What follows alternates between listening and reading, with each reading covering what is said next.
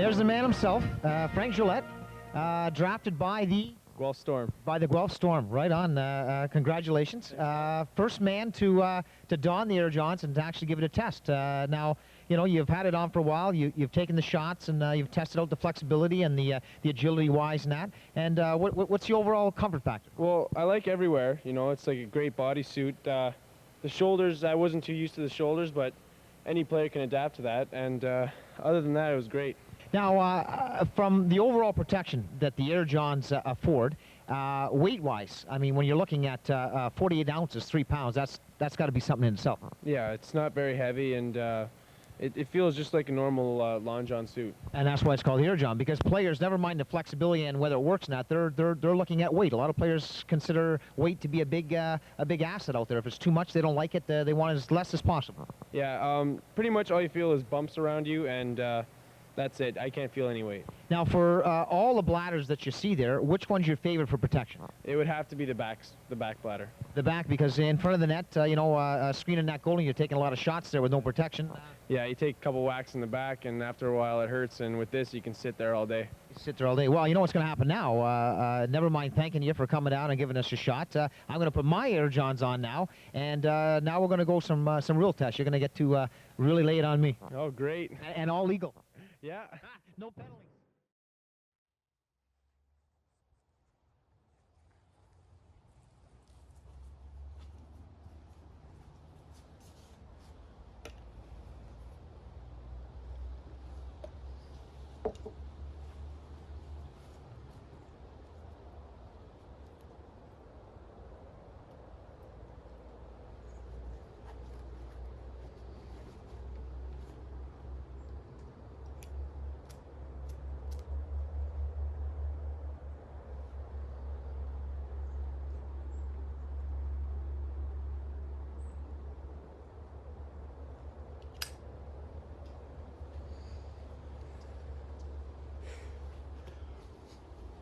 I'll never understand the obsession with religion when it came to my father's writings. You know, from the earliest stories about God and the devil fighting, it was always like, I mentioned this before, almost like a religious fantasy. It stuck with him forever. He self-published so many novels and novellas, short stories, full stories about this final war. And in this religious fantasy, you know, we had the Archangel Michael as the general of the host armies and coming to the final battleground and waging war with the other archangels on his side. He really got into it. But before he died, of course, my father was a massive hockey fan. You know, we've got hockey back in full swing now. Pittsburgh's not doing too well, but what can you do? He started writing this book. It's called 6 on 6 for 60, and he imagined this type of otherworldly hockey game, fantasy, if you will, and this hockey rink appears in the middle of this, you know, midnight moonlit lake somewhere in the middle of, you know, like a pine forest, and you've got all of the greatest hockey players from their eras forming a team on either side, and they, you know, they play some hockey against each other. So you've got like Wayne Gretzky and Mario Lemieux and Patrick Roy and Crosby, Saro, Ovechkin. You know, you've got all the legends from the 50s and the 60s, and you go up. It was really well. My father was so passionate about hockey. I really wish that I'd rubbed off. You know, after he died, it just wasn't the same. I just couldn't watch the games. I think I spoke about this as well. The hockey really got old in my house after when Pittsburgh went on their cup run, and they went back to back. He was so stressed he couldn't watch the games. We couldn't watch the hockey games. So you'd catch the highlights after. It just wasn't quite the same. But my point is, I miss him talking about it, and he was so passionate, and he was so knowledgeable, and he really invested a significant amount of time into just learning that game. So when he wrote this, and he didn't get too far, and I remember him speaking about when he wrote it, it really takes me up. I've been rereading it recently. I don't think I'll ever be able to finish it. You really need to have an in-depth knowledge of not only hockey, but you need to have grown up in the 70s, the 80s, the 90s. You really need to grow up in those eras. But what's funny about this is, and we ragged on him for it, is he tried to put this religious spin on it. He was obsessed. And it was supposed to be, he'd written a book before, The Man Trinity, and it was a chess game between God and the devil inside the Oval Office.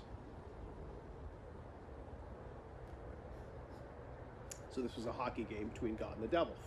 Problem is, who do you have playing on the devil's team without having those negative, clearly very evil connotations? He struggled with that because it wasn't necessarily a game between good and evil, so the opposing team wasn't evil. He couldn't quite get that right, but I love the idea of it. I don't think anyone's ever done something like that. I mean, of course, we've had movies on hockey. We never had a religious fantasy on hockey. Maybe we'll see that someday. I bring all this up. I was having dinner recently with some old friends of the family there. Go back 30 years. I was just a young one. And I wear a cross around my neck. And they asked, do you believe? Are you religious? I said, not really. I guess it's kind of like a contradiction to wear a Catholic cross and the Celtic cross, but to wear a cross and, not necessarily practice that religion, but it got me thinking, as these videos always do. And in this conversation with them, I just said, not necessarily a religious person, but I don't believe in the cosmic dice roll. It can't all be random. I certainly like science, really enjoyed Cosmos, Neil deGrasse Tyson, and I always like hearing all the explanations and theories and facts on how everything came to be. But I just don't believe it was all random. I just don't think that you can look back that far and go, well, who knows how it all happened, but one day some things just happened and here we are. There's too many things in life. And that's where it gets you thinking, right? Like, do we believe in fate, destiny? It all ties back to the same thing. I don't know if I necessarily believe in the God, or perhaps the idea of a creator or an entity, something greater than us. Who knows? It's definitely a question that my father pondered over and over again. It can be found throughout all of his works. It's always there. I know he read the Bible from time to time, but if he found any solace in it, it's tough. Where do you find that? But we shall push on in search of these answers. It was so prevalent through all of his works, but I don't think it was in his latest work, which kind of what it's all about right now with the Ranger Station. I have to reread it. Like I said, I think it was in issue 1. I put that in the description of the last video for everybody to go check it out. And that's just a conversation between him and his father. I don't think it has any type of religious notes to it, which is interesting. But they're open to submissions right now. So if there's any Canadian writers out there that want to submit to the journal, they are open until January. I know certainly I'll be doing my submission. Point being, with books and short stories and getting published, and God and the devil is now doing my own works, it is something that pops up, especially when we think about life and death. And I guess if you don't believe in a creator and you don't believe anything, and it is what it is, and when we die, we're just gone, and who cares?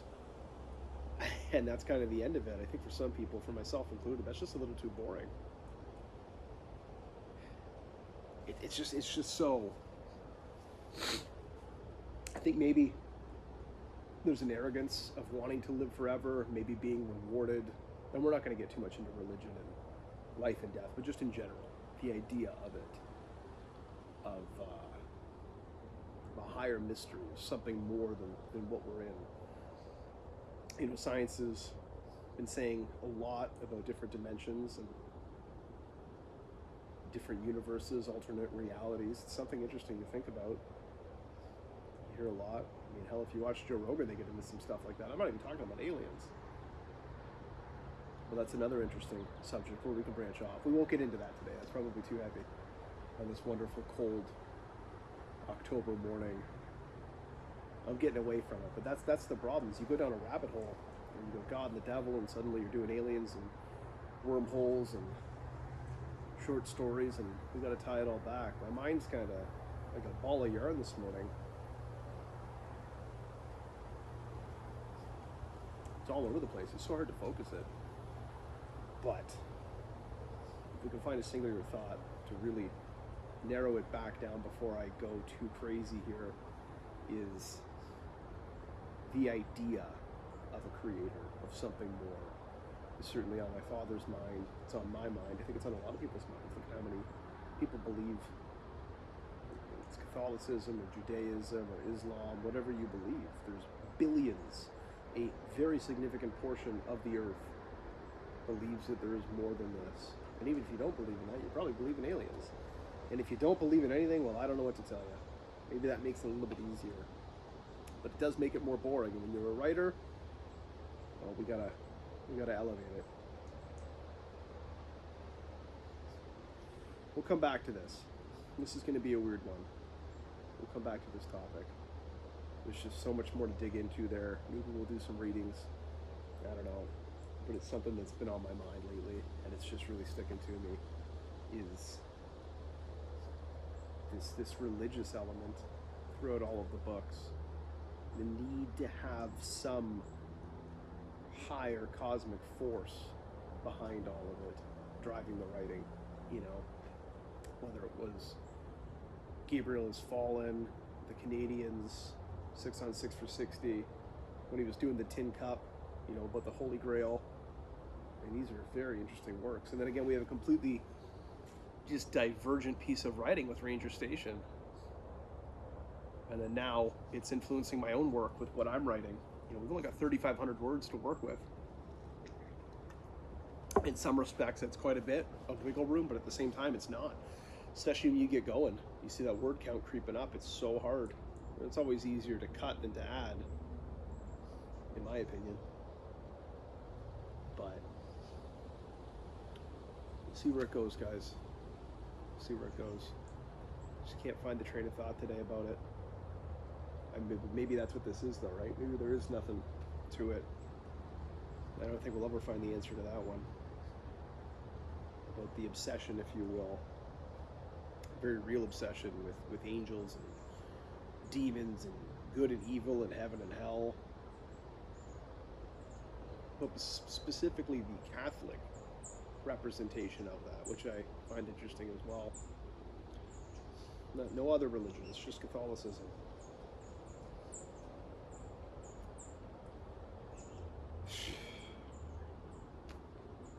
I don't think we'll get the answer to that one, certainly not today.